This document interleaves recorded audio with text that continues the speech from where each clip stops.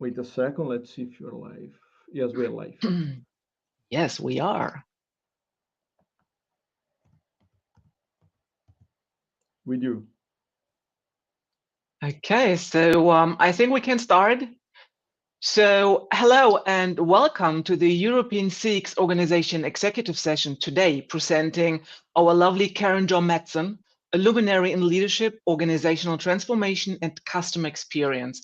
Karen is principal of co-design of work experience, author of Culture Your Culture, Innovating Experience at Work, executive coach and instructor at Stanford University's Continuing Studies Program and LinkedIn program. My name is Sylvia Lohr. I'm based in Germany, working at Microsoft Marketing, and I'm an ambassador for the ECXO. The European Customer Experience Organization, as we call ECXO, is an open CX professional business network, an organization dedicated to educating corporate professionals about CX and related topics. So, right, something great network for you. Why me facilitating this fantastic session about connecting culture, CX, and EX for impact? I'm passionate about customer experience in all kinds of scenarios, such as a customer, a patient, or an employee, so every human touch point. CX is a result of human interactions and culture in both B2B and B2B across all industries. So before we jump into the content, let me share some very small housekeeping parameters. This live webinar will be recorded. You will get or you will see the link later on. Please use the private chat or comment at the right-hand side of the window on the screen for your questions. We will come to all your questions at the end of the presentation. Karen has thankfully offered to share the slides afterwards, so just add your email address in the private chat. So this is all about the organization. Now over to you, Karen. So looking forward to your presentation, and we are very excited having you with us today. You're muted. Thank you so much. It's an honor to be here today. I thank you for the invitation. I've been watching the growth of this community with a lot of excitement, and I know you're doing great things. I'm here to talk, as was shared, about connecting culture, CX, and EX for impact. I have a lot to content to cover, so but we will leave some time at the end to have some Q&A. Please interject with any questions if it's specific about a current slide, or put it in the chat. And hopefully you all are willing to holler at me if there's something to cover here, because I don't see that window presently. So we'll leave the discussion, as I said, for the end, since I have quite a bit here to cover. Now, we're here to discuss the possibilities of when it comes to connecting these three pieces together, and hopefully it provides some new knowledge or perspective that will help you in your own thinking about it. Thank you so much for the generous introduction. Here's just a quick summary of what I do. I spend most of my time in one of four buckets: coaching and developing leadership in their teams, enabling organizations to leverage their culture, their diversity, and employee experience, optimizing talent by aligning people with strategy for results, and driving change management and transformation. I also have a passion for diversifying boards, so I do a lot of work in that space to help particularly non-traditional candidates to prepare for board service as well. So for today, this is what our time together looks like. I will be answering three questions in particular. How are CX, EX, and culture defined here? What do CX, EX, and culture have to do with one another? And how do we connect CX, EX, and culture for impact? I'll be able to share some frameworks as resources, talk about sustainability and starting points before ending with some Q&A. Any questions about the agenda, just go ahead and put it in the chat. So I'll start with the first question here. And it's a leading question. Do you think culture, EX, and CX are interconnected and impact one another? From my perspective, absolutely, and that's why we're here. Now at CX, you're all experts here, and you know what these mean when I say consumer or customer experience. My work focuses on employee experience and culture. And since these are not universally defined, I wanted to share how I distinguish these terms for grounding our discussion. So the first is that culture is not about amenities, employee appreciation days, company picnics, or community service events.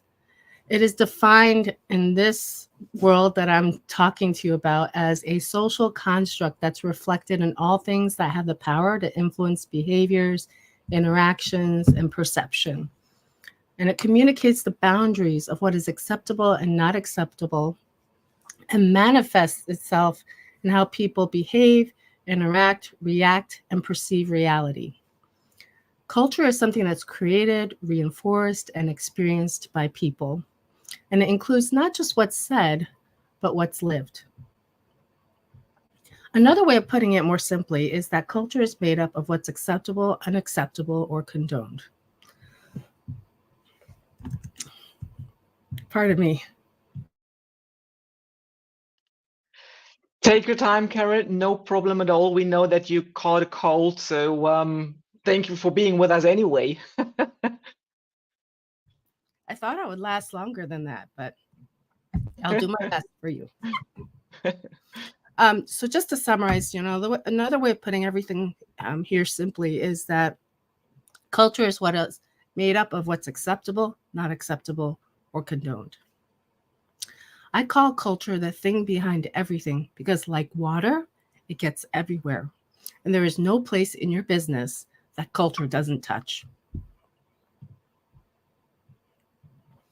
Now, I'll explain EX by starting with the experience by itself. Experience is the act of living through events, as Vijay Kumar described it. In psychology, events are a type of autobiographical knowledge. So events or experiences of them are linked together as memories, grouped by themes, and organized hierarchically in our human minds. What we see, hear, do, feel, or think, or feel, all of that is part of how we experience things. So when we combine that with recall and perception, they feed this broader experiences that span periods within our lifetimes.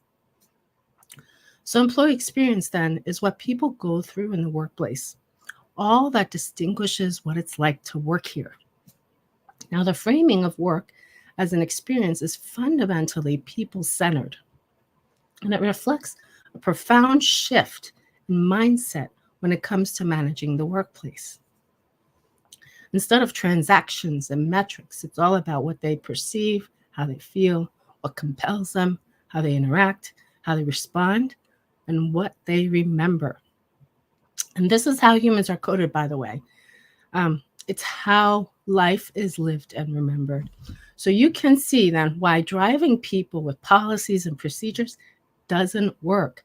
It's like the tail wagging the dog, as we say. It's a saying here we have in America.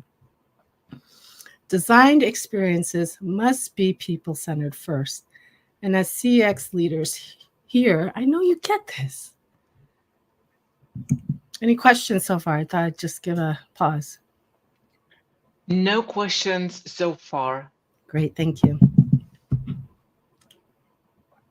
So some might assume that there's a hierarchical relationship between culture and employee experience, that one might serve the other, and that they exist in this, but what happens is they actually exist in this larger system that creates your organization's unique context. So let's put CX and EX into context literally. So in my book, Culture, Innovating Experiences at Work, this is how it's visualized with people at the core. Now, these elements interact with one another symbiotically, where changes in one area can influence or impact others directly or indirectly. And from the systems thinking perspective, the double arrows here, they represent feedback, right? To demonstrate how actions can reinforce or counteract each other, ultimately changing the overall context. So if you're wondering where CX fits in, consider business factors. They're at the top, which are the circumstances that generate work. Organizational elements such as strategies, policies, mission, values fall within this sphere because they are the company's challenge to itself to live up to why it exists and how it intends to do business. So typical business factors include your competitive landscape, regulatory issues, economic and industry pressures, internal and external forces, and so on.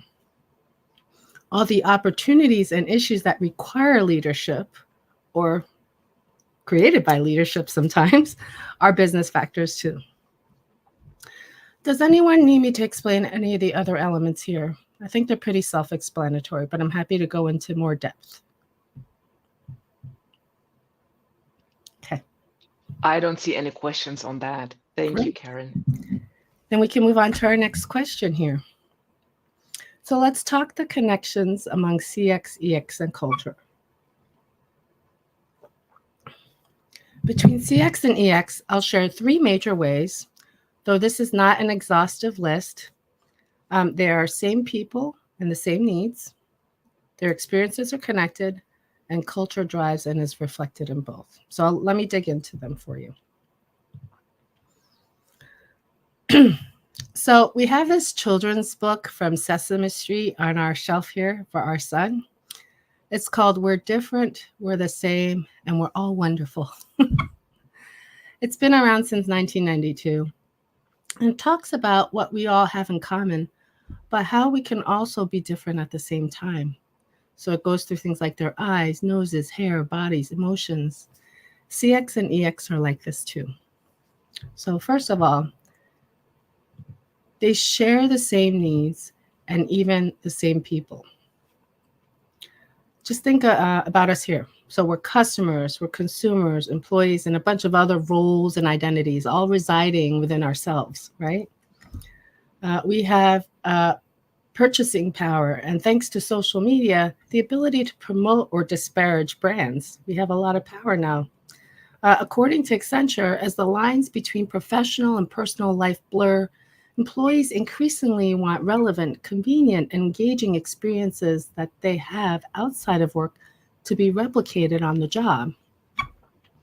We take on all these roles and they're connected to each other in our families, our communities, and our society.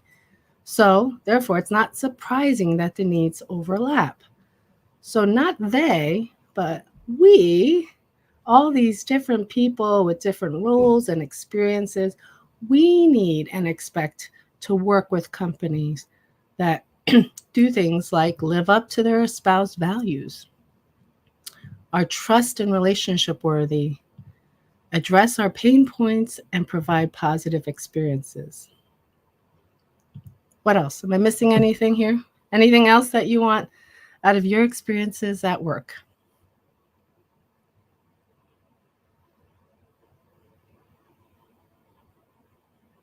I think everyone is thinking, loving this sentence. And you don't have to share it with me. Write it down for yourself as well, because it's something to always go back to and revisit and do some comparison with as you live through your experiences every day.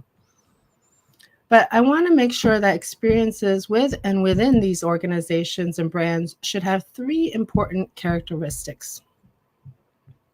The first is relevance. So all organizations come with their own unique context, as I've shared. It's made up of that combination of business factors, culture, environment, behaviors, experiences, and of course, people. A well-designed experience is based on a deep understanding of the content and the context for which it is intended.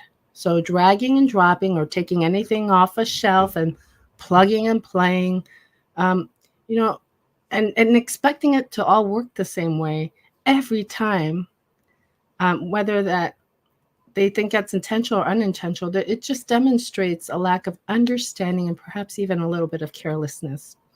So customers, consumers, they will not pay attention to what's irrelevant to them.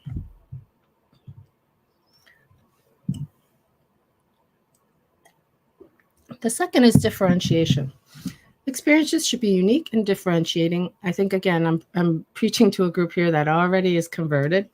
But you want to determine whether CX is as unique as your business or at least distinct from others in some way. So what makes you special to all of the people that your customers compared to everyone else? And if you can't answer this, find out why and figure out how. So I'll give you a start. Leveraging strengths goes a long way with establishing differentiation. However, it must be reflected in actual lived experience to have the impact needed to be memorable. So if it's a blasé experience, you're going to get blasé responses from people. The third is co-creation. Who better to design the experience than the people who will be expected to live it? So engaging with people as co-creators allows us to have a business that can leverage knowledge, perspectives, empower people, ensure relevance, and even foster enrollment and adoption. This sets the conditions for success and facilitates the journey between where we are and where we want to be. So doesn't this make sense for CX?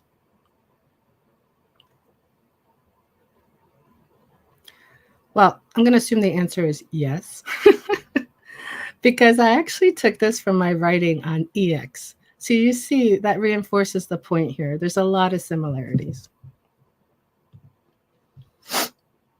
So continuing with this theme of shared needs across CX and EX, HubSpot published a section on their website with this title, What's on the Journey Map?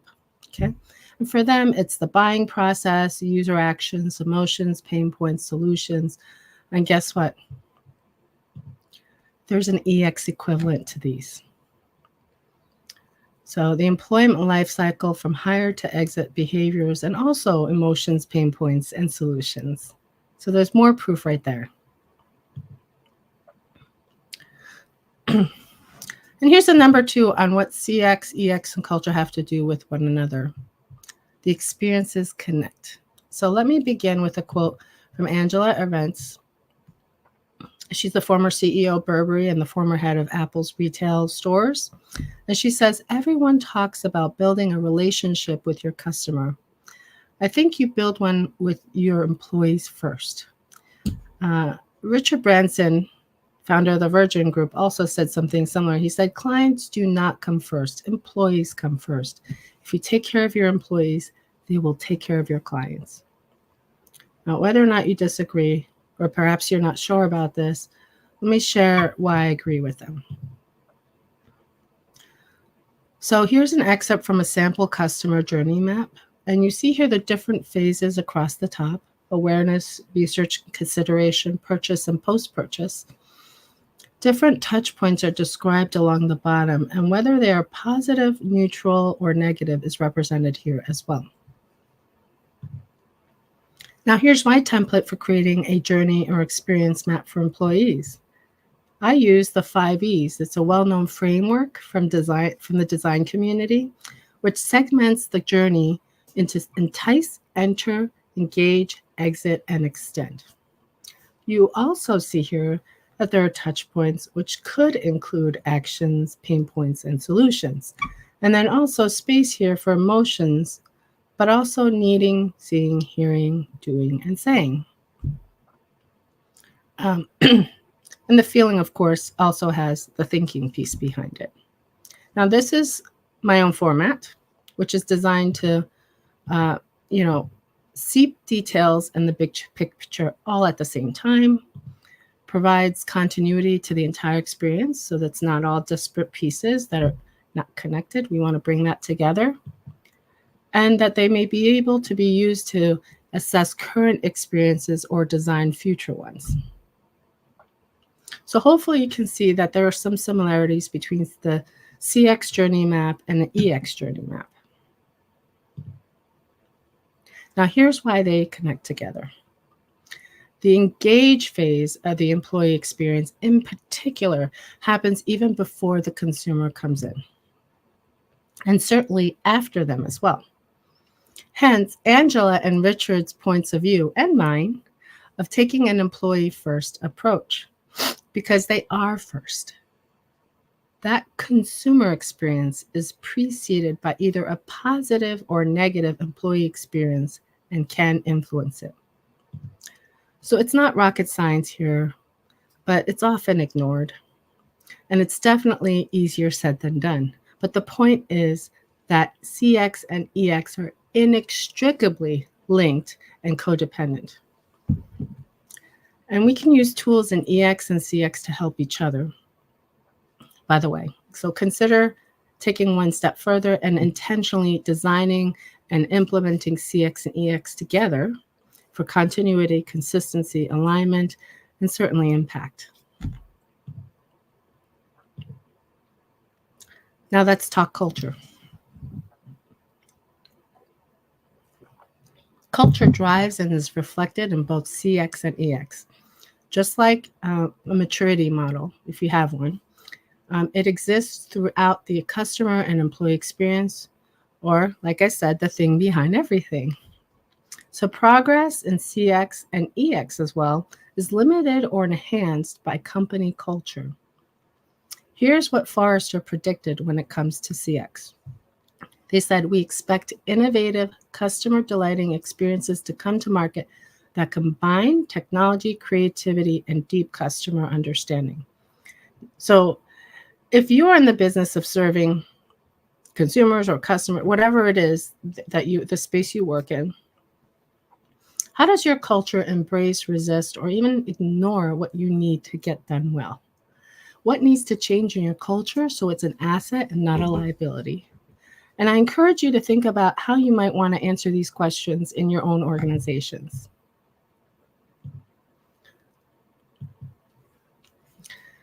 Here's ServiceNow's perspective when it comes to CX and EX from their employee experience imperative study. I'll even give you page 35 if you want to ever look it up. So I'm sharing this because it'll give you some data to support your business case. And here's a direct quote from it. You can train your employees on customer service all day, but there are challenges and situations that no manual can cover. And if you want your employees to deliver a great customer service experience, you first have to deliver a great employee service experience. To put it another way, empathy begets empathy. Creating an employee experience that manifests a culture of empathy from executive leadership all the way to the employee's direct manager is critical to driving that empathetic CX and any satisfaction related to it. So we see this as a two-way street of empathy, and it bears out in the data. The majority of employees are personally committed to serving customers and also feel strong relationships with their managers. I'm going to take a quick pause again. No problem, for sure, Karen. It is so interesting, and having or getting this comprehensive view from you, it's fantastic. So I'm sure everyone will really absolutely appreciate. Oh, thank you, and you're so gracious for tolerating this with me. 77. Let me give you the numbers just so you can jot it down real quick. If you happen to have a meeting today. 77% of employees say they're personally invested in doing great work for their company and its customers. 66% of employees care deeply about challenges their company and its customers are working to solve. And what happens to how employees deliver these if they have a poor employee experience within a toxic culture, or if they have a stellar employee experience in a culture where they can thrive? Huge differences, right? So after all that, what can anyone do about it? So our third question is to answer, how do we connect CX, EX, and culture for impact? So we'll talk about two possibilities as starting points to consider. So any questions so far, by the way, before we get into that? No, it doesn't look like at the moment. Wonderful. Leaves us more time at the end to talk. So these are two possibilities. The first is dialogue with SOAR. SOAR, which stands for Strengths, Opportunities, Aspirations, and Results, is a positive framework for asking generative questions to engage the whole system in strategic conversations, and they're all driven by dialogue. Now, I found it easier to conceptualize dialogue by differentiating it from debate and discussion.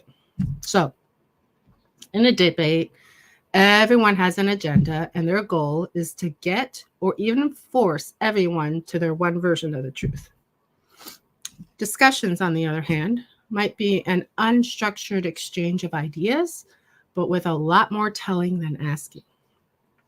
Now, the purpose of dialogue is to connect people and their ideas, uncover new possibilities, and develop collective intelligence together.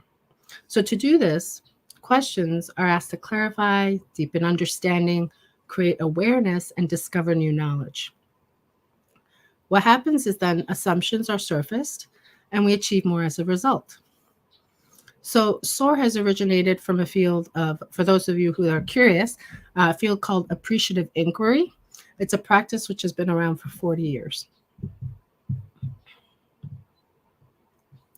Now, you may have heard of SWOT, which is a very popular strategic planning technique that is an acronym for strengths, weaknesses, opportunities, and threats.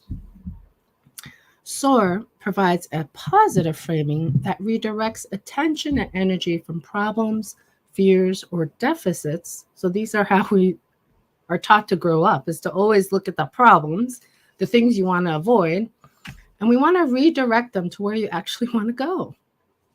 So in this case, it's to answer, how do we connect CX, EX, and culture for impact? It's not about how do we keep them separate, right? And here's what I mean, and why in some ways they're opposite. So where SWOT is analysis oriented, SOAR is more action oriented. Where SWOT is weakness and threats focused, SOAR is strength and opportunity focused, and so on. So I won't go through the entire list here, but these are actually interesting lenses to put against things. So it's not to say you have to swap out one for the other. Actually, you can use both together, especially if you're a shop that already uses SWOT. So there's two key techniques for SOAR. It's called positive framing and generative questions. So I'm just going to dig in really quickly into it because you'll see that it's got a lot of application in different spaces in our lives. The first is positive framing is not only about focusing on the positive. So I want to get that out of the way first. It's also about focusing attention and action where we want to go and what it is we want more of. So it intentionally shapes conversations to invite engagement and produce positive outcomes. So it is not about ignoring the negative, but seeing the world differently, inquiring into and focusing on what we want and what is possible. So here's how you do it. There's a very short but easy, simple process to implement. You first start with name it, right? What's the problem, complaint, or thing you don't want? We're very good at that.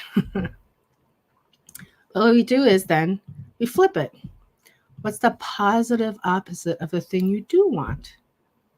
And the third step is frame it. What is the positive impact if the flip were to be true? What is that desired outcome? And the way we do that is to create it through generative questions, which I'll go into in the next slide. Let me just do a quick example of this three-step process. Problem, product is late. You flip it, product is on time. Frame it, exceed customer expectations. That's how it works. So easy. I'll give you an EX example. Problem, people on the team are feeling marginalized and excluded. The flip, imagine a team where everyone feels included and has a sense of belonging. Frame it, everyone of every background can contribute, learn, and thrive. So I mentioned generative questions. What they do is shift someone's mind and potential. And the aim is to change the way people think, direct energy toward productive, positive framing, generate new possibilities, and create compelling images to inspire meaningful action. Again, dialogue, right? So you need that attitude of curiosity that leads to generative questions. So here's what generative questions can do, and also some examples. They can uncover what the best of what is and what might be. So here's an example of a question. If we were to start over from scratch, what would we do the same and differently? Make room for diverse perspectives. What's worked well for you? I want to hear from you. Surface new knowledge and information. What's most important when it comes to this? I don't know the answer. You have to tell me, right? Stimulate creativity and innovation. The how might we question, which is very popular in design thinking as well. So if we overlay this into SOAR, each of those generative questions can be fed through an element of SOAR: strengths, opportunities, aspirations, and results. What are our greatest assets? How can we improve or even innovate? What's our preferred future? How do we know we're succeeding, and how will we measure it? And I'm just going to flash this up super quick. These are just some simple SOAR questions for examples, but I just want to also make sure I reinforce that it's actually more powerful, or most powerful, if you come up with the questions together. So start with a blank sheet if I ever decide to try this.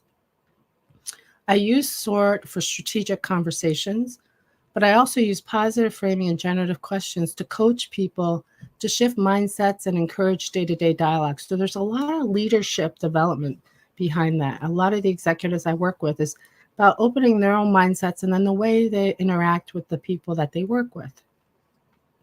And you can find out more about these in 2 books, Learning to Soar, Creating Strategy that Inspires Innovation and Engagement, and then Conversations Worth Having, which is using appreciative inquiry to fuel productive and meaningful engagement. I know the authors; they're wonderful people, very much experts in what they're talking about, and it's been very profound and impactful to my own work as well. So, any questions about SOAR? Doesn't look like at the moment. Thank you, Karen. Great. SOAR will certainly get things started with the possibility of integrating CX, EX, and culture. But they can also feed into a second possibility, which is to culture your culture. So again, I'll say culture is the thing behind everything, which means that you can enable CX and EX through your culture. So if it's made up of what's encouraged, discouraged, and condoned, and shows up in every aspect of how your business operates, like I said, that means it's how you manage your people, how your company does its accounting, and yes, right, of course, CX impacts. Design of Work Experience, or DEWE for short, provides the step-by-step how-to for designing, implementing, and sustaining culture through experiences. And I wrote it in my first book, Culture Your Culture, Innovating Experiences at Work, and that's actually how Ricardo and I met. Now the process, and I'm going to just talk about it at a very high level, it's comprised of 4 major components: design and change processes enabled by developing and leveraging capability and engagement throughout. Okay, there's 5 phases: understand, create and learn, decide, plan, and implement. And all phases are organized as a series of iterative learning loops, each with its own specific set of activities that ultimately yield an in-depth understanding of the current state, a design for the future state, and a roadmap for action plans. Now, this provides just enough structure to guide the journey without prescribing what needs to be customized to your own unique context. So it breaks out from that rush to judgment or from problem to solution, and they're often superficial solutions. And it compels an in-depth approach, the kind that can dismantle dysfunctions and bottlenecks in systems and re-envision them. DEWE is versatile, so it can be applied to any number of organizational challenges. Wherever there's people involved, culture is reflected, and experiences are lived. So for what we were talking about here today, it will help us create a culture that can fully optimize and integrate CX and EX.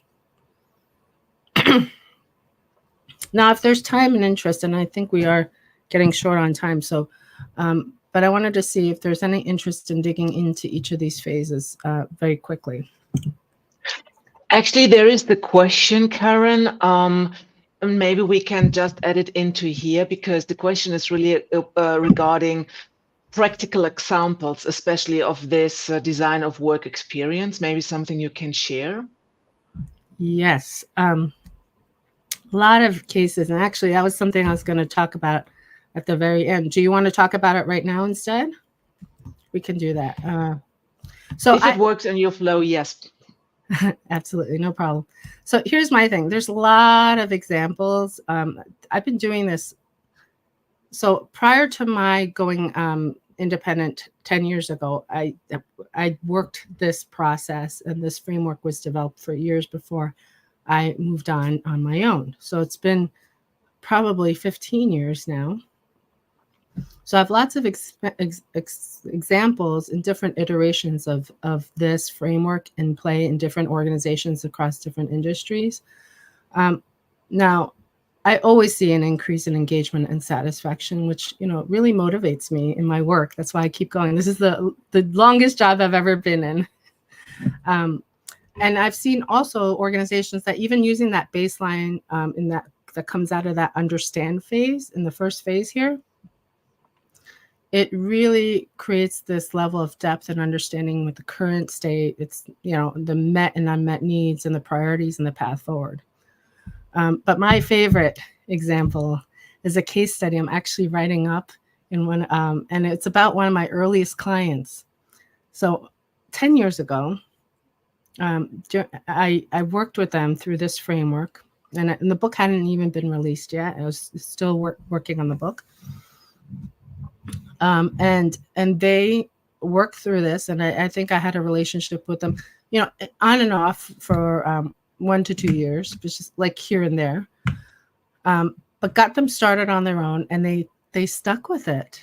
And what happened was that during COVID, they came back to me to share how all the work we did way back when, it's like 2013, okay, 2013, 2014, all that work that we did back then, that they sustained it to a point that they were actually better positioned. And they came back to me and they said, we were able to weather all these challenges of this pandemic that no one could have predicted or prepared for. But because of the work that we did together back then, we were able to rise to the challenges in ways that other organizations that we work with could not. So that delighted me, because they came on their own to tell me this. And I'm like, this really proves just the longevity of this work, if it's something that's continually sustained, which I'll talk about before we're done here as well. So hopefully lots of different examples, but that's my favorite, honestly. And I am in the process of writing that up as a case study. So hopefully that answers. Thanks for sharing. Yeah, I love it. It's my favorite. Okay. Any other questions? Well, and of course, would you maybe like to move on with your presentation? We've got kind of 5 minutes left, and then we can jump into the other questions. Okay, so what I'll do here is I'm happy to share the whole deck, as I said earlier. I'm going to skip through all the different phases. You can certainly reach out to me or through ECXO. I'm happy to provide a book summary as well. And I'm just going to actually move toward the back end of what I wanted to share, which is this challenge for you to, whatever you do, make sure you're sustaining. I'll make that one point. But the challenge is to expand to experience leadership. So if you take anything away from what I've shared today, is to really consider expanding your framing to experience leadership, which will incorporate both EX and CX and beyond. So to me, experience is synonymous with living. And of course, the part of leadership piece here includes utilizing what's learned and developed. So experience leadership is all about improving life at scale. And this is not how many experienced leaders behave, but those that do are truly set apart. So here's 3 things that Peter Cross believes experienced leaders have in common. The first is that experienced leaders are able to articulate a compelling, unifying vision of an organization, its purpose, its relevance, and then understand all the little things that join up to make it sticky. They are visionaries and are agents of change. They live in the future. They second guess where the markets are going, and they get there first, which takes bravery. That's what Peter Cross thinks. The second is experienced leaders need to be genuinely collaborative in order to make things happen. In fact, I just published in another book around some super capabilities. And one of them is the ability for partnership. And that's the same when it comes to experienced leaders. They have to be really good at collaboration.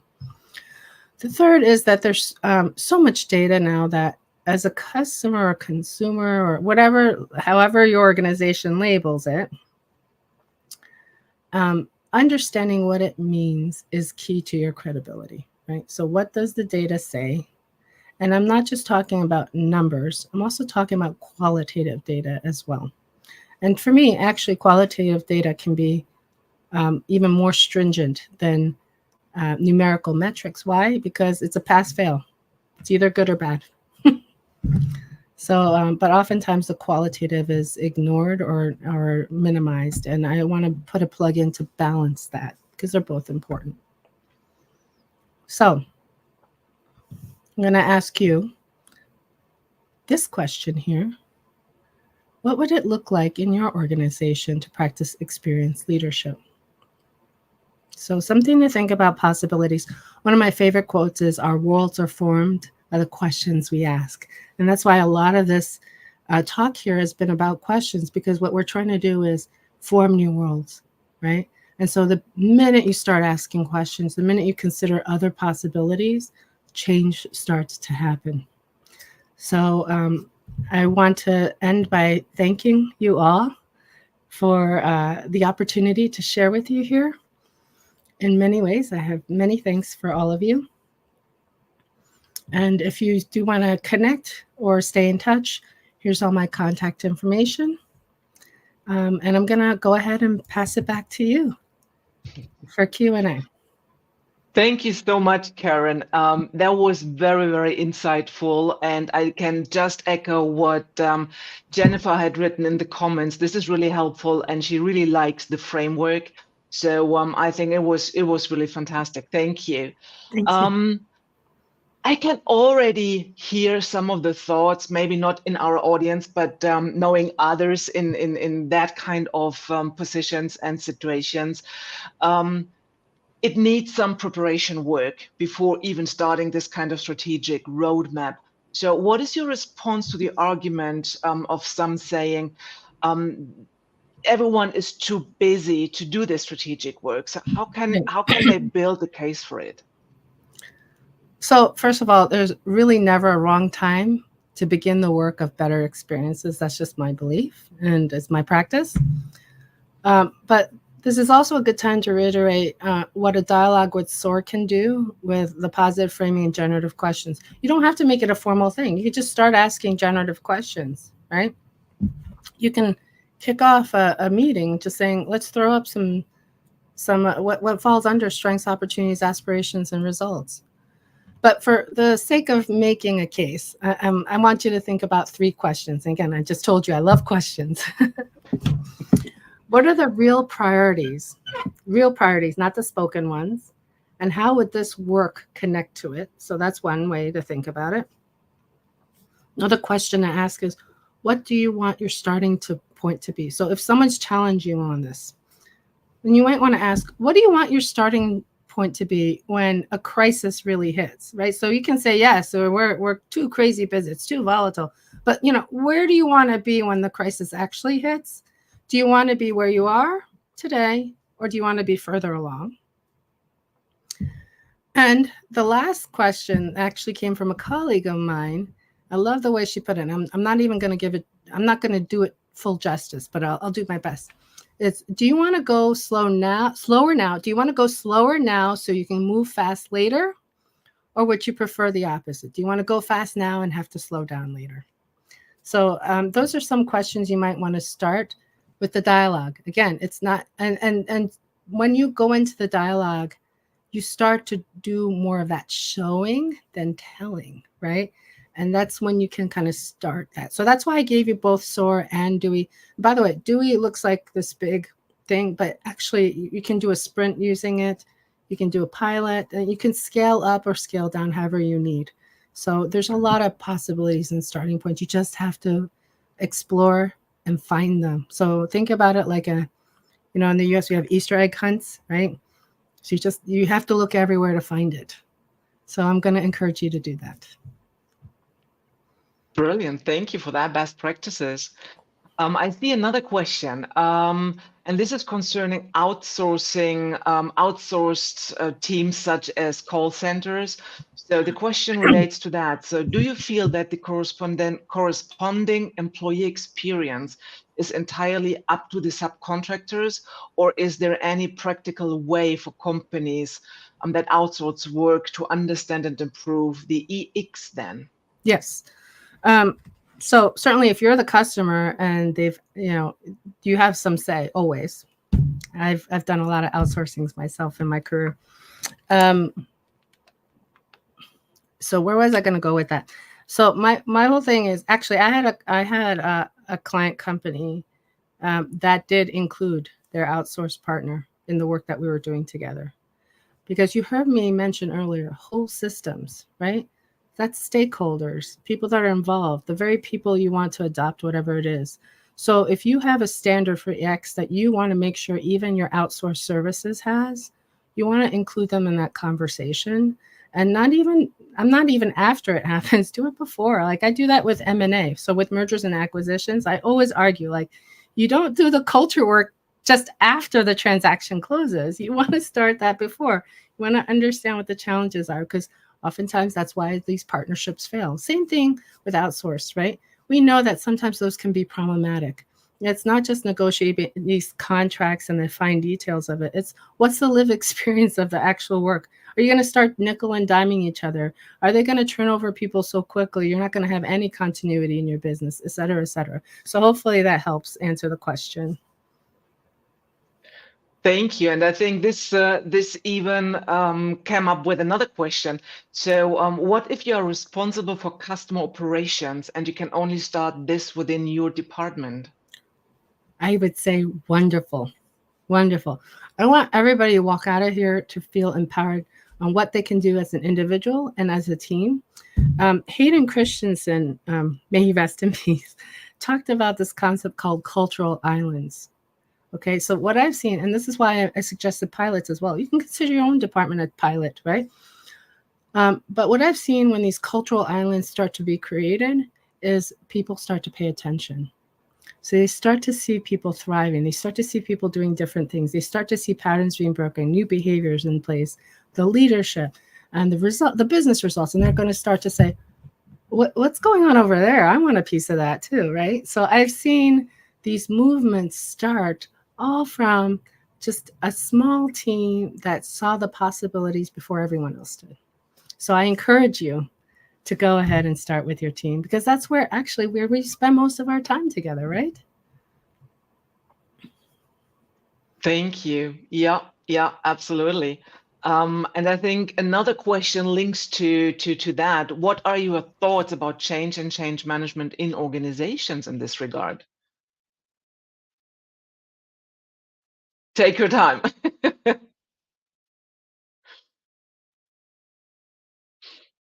Yeah, it's fall time, right? So it's a season of cold. So you're on mute.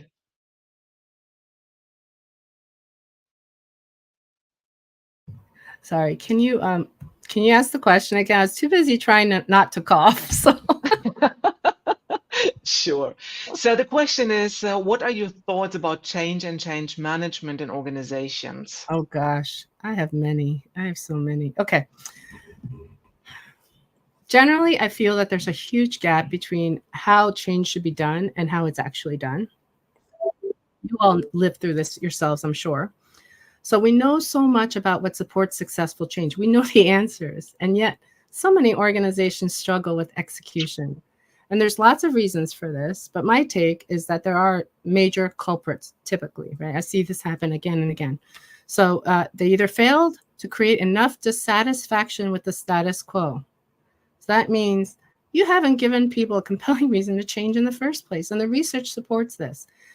Change fatigue, so too much change to the point where people are exhausted and they don't know what's real and what's not and what's going to stick with. That counts here too, okay?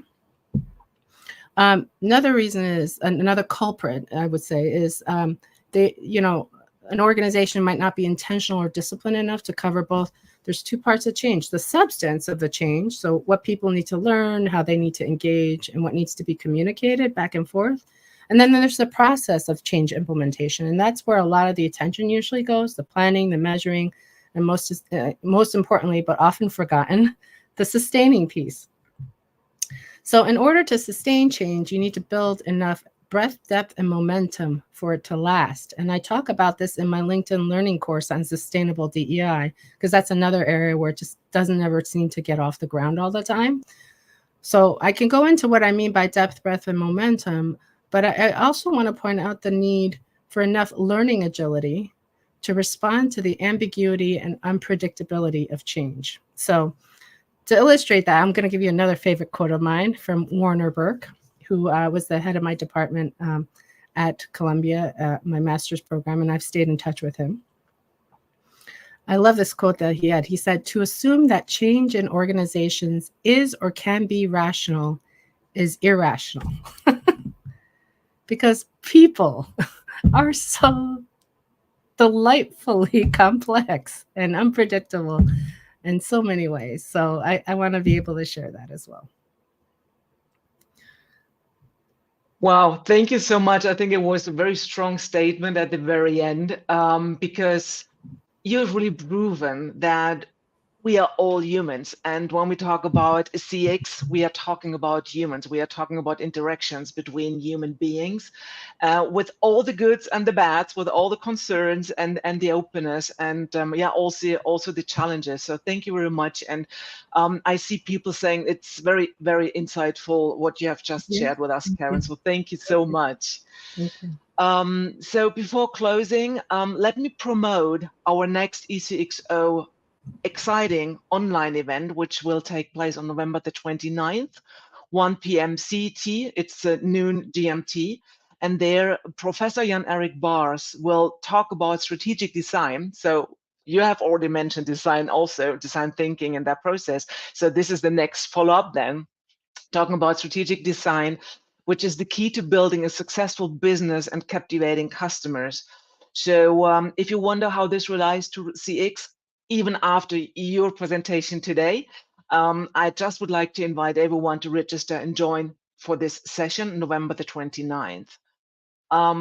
Also, when you are interested to get further information and invites to more of these great sessions you have just be attended today, and also to our very first physical event next year and our educational program which we will launch next year, please just register to become a member and to our European customer experience community. We are looking forward to welcome you in our community and to share best practices, to learn from you, and to build up the customer experience community with all the knowledge which is out there. So thank you, Karen, again, for taking your time, for all the wonderful insights. And as of now, I just would like to wish you get better soon.